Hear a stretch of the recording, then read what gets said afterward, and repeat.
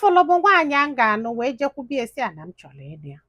This girl mara ezigbo mma na-adụ neat. So ọ bụ na ya na-abụ wee kpagide kpasịa, ọ dabala anyị wee nụbịa. Ọ sị m nne o, na ụfọdụ ụmụ nwaanyị bụ nnọọ ọmalụ mma n'ogbenye. Na ịma na enwelu type of ladies or girls. Ama m etu m ga-esi wee tinye ya mana o nwere ụfọdụ ụmụ nwaanyị ọ ga-abụ ịfụ ha n'ụzọ ha na-amasọ mma, mana ọ bụrụ na ịba befe ahụ wee fee ebe ha si were apụta emela ọsọ.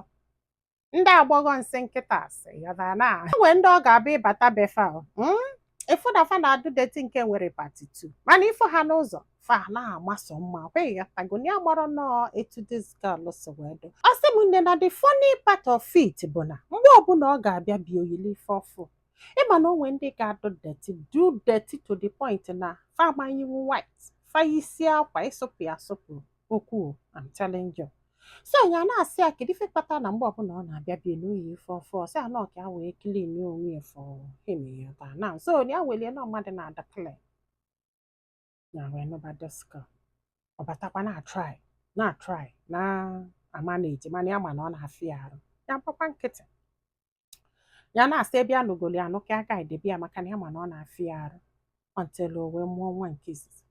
mụọ nwa nke abụọ, mụọ nwa nke ịtọ. Ọsị m ya bata bie ya were azụ pụọ, ya bata bie ya were azụ pụọ. Ọsị m nne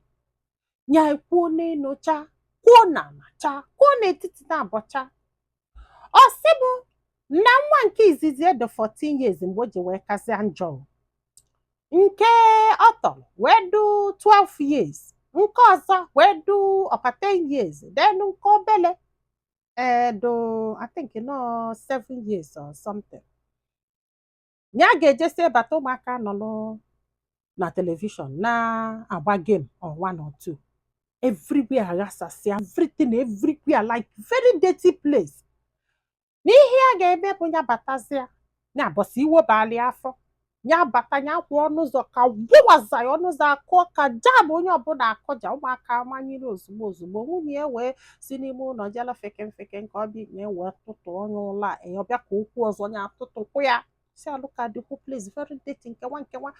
ịkwagolo ụmụazị onye ọbụla akụ nwa tụtụba ihe. Nwunye ebidozi ebe bakwa tụtụba deten tụtụba kilinibe mana ya batagoro ngili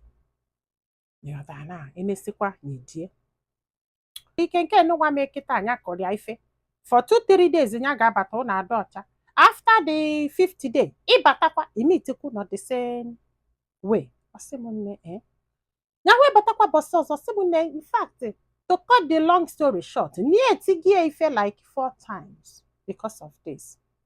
Mgbe jụọ anya wee sị ya chekwala maka na iso na ụmụaka ga-anọ na-elele TV ịbata kụọ n'ụzọ nwunye gị gbalapụta itie ya ife ọ n'iru ụmụaka ka ị nọ wele etie ife ahụ. Ọsị m atọfiwo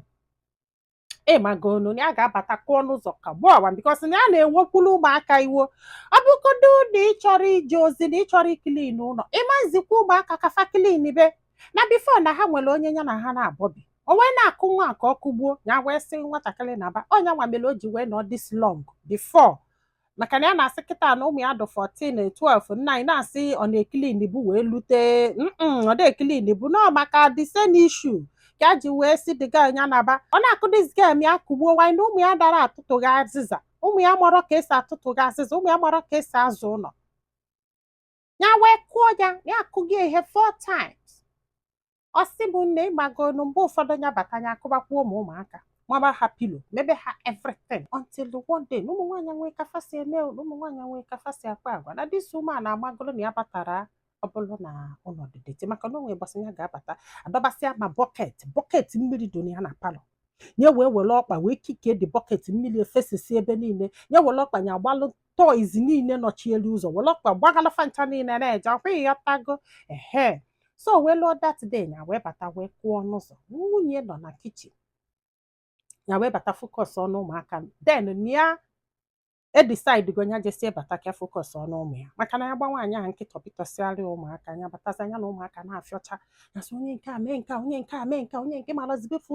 ozi si nwoke jesila ọlụ nata ọ ga-ezu ike ebido zibe ụmụaka ozibido ya elubata ụmụaka ịmagoro maka na-afụzi akata ịga nya na-abafa na-ekilin nwaanyị a nọ na kichin na-esi ife ọ na-esi. So na ọ mara mgbe ya ji wee lute na kichin wee tọọ na ọka gị okwu, nwaanyị a were mma o ji ịfa n'aka ya. Ọkwa na ya tiri aka, na ọ bụrụ na ya tiri aka nọ na akụkụ ka ọkasị ya dị mma wee tọrapụzia mma. Ọ sị m n'eziokwu na that day na ya na-akwa akwado itie ife kwugo na ya ga-efokọsịzi n'ụmụaka ma wee sụọ anya mma wee tọrafụ mma ya wee pazala aka ya tibezie mkpu wee bula aka ya wele akwa ya akwa ụmụaka wụsasị everywhere wee kenye kesi enyi wee baa moto jebe hospital wee lue wee kwado ya kwasịa na before ya anata na nwunye ya anago befa na nwunye ya akpọgolo ụmụaka na befe ya wee nata wee kilin bụ na ya kilin so na ya nọlụbie na ekwuru okwu. Ọ sị m na ihe a bụ kịta 1 month nwunye na-akpụ ya na epikere na mgbe a na-ajụzi ya ọ sị ee na ya chekwa ma ọ bụ itie ife again ya wee chọọ ka ya defend onwe ya chekwa ma ọ bụ itie ife again ya wee chọọ ka ya defend onwe na nwaanyị asogbu chekwa enye na nwaanyị a nwobele ife ma nwaanyị asogbu onye ọ fọrọ obele ife papa ịghọtago na sisi afọ ya na-eche ọnya ji ekpọchighete nwaanyị nkịta ka ọnya hapụ ya be nne ya ya mọrọ ife ya ga-eme eme n'ike gwụrụ ya. Ịghọtago na ya ga-agbasịrị nkịtị ka a ghara itere na ụmụ ya ya ga-agbasịrị nkịtị ya chesie ka bili n'ọfịa ya bụ mmadụ na-ada ọcha and na this girl ya fụrụ ya so na-ada ọcha bifo ya wee nụbịa ya mọrọ ebe isi laziness si wee pụta. Amụrụ m ka m ga-esi tinye ife ọnụ mana ka m were nwayọọ wee bata.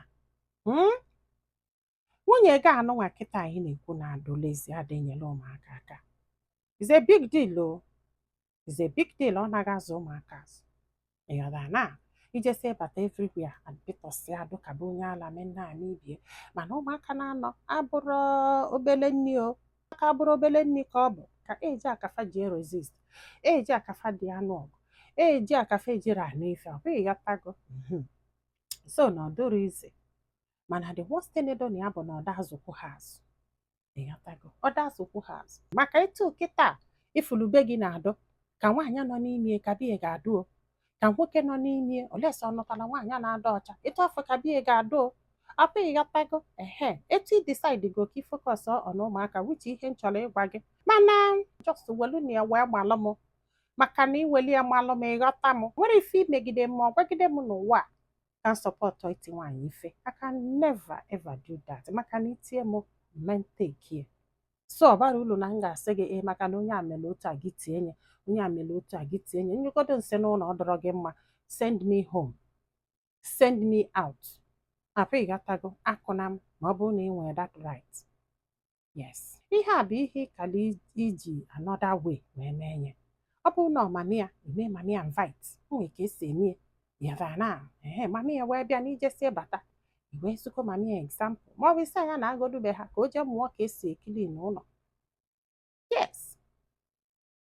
ya na abe ha ka o jee mụọ ma ya na abe nne gị ka eje kụzieli ka esi ekili n'ụlọ dana itibie ife ọ bụrụ na ọ sogbu gị kịta ọ self defense.